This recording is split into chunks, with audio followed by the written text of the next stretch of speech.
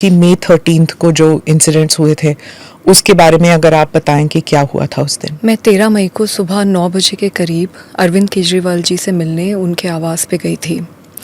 मुझे वहाँ पे स्टाफ ने ड्राइंग रूम में बिठवाया और बताया कि अरविंद जी घर पे हैं और वो मुझसे मिलने आ रहे हैं। इतने में विभव कुमार जो कि उनके पीएस थे वो वहाँ पे धनधनाते हुए आते हैं और मैंने उनको बोला भी कि भाई क्या हो गया, मतलब अरविंद जी आ रहे हैं, क्या हो क्या गया। तो इतना मैंने बोला और इतने में ही उन्होंने हाथ छोड़ दिया। उन्होंने मुझे 7-8 थप्पड़ पूरी ज़ोर से मारे। तो जब मैंने उन्हें पुश करने की कोशिश करी तो उन्होंने मेरा पैर पकड़ लिया और मुझे नीचे घसीट दिया। उसमें मेरा सर भी जो वो सेंटर टेबल है उस पे जाके टकराया।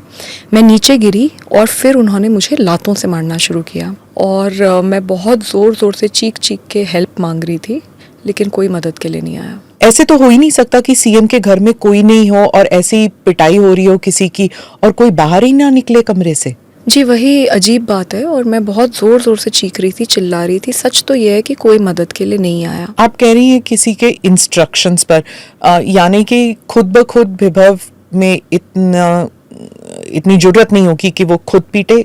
Is that what you are saying? Vibhav ने अकेले मारा, क्या किसी के इंस्ट्रक्शंस पे मारा, ये सारी चीज़ें अब मैटर ऑफ इन्वेस्टिगेशन है। दिल्ली पुलिस के साथ मैं पूरी तरीके से कोऑपरेट कर रही हूँ।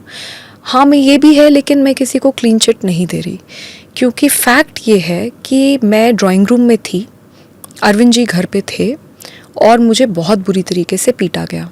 मैं चीख रही थी, चिल्ला रही थी, पर कोई आया नहीं। मैंने ये नहीं सोचा कि मेरा क्या होगा, मेरे करियर का क्या होगा, मेरे साथ ये लोग क्या करेंगे।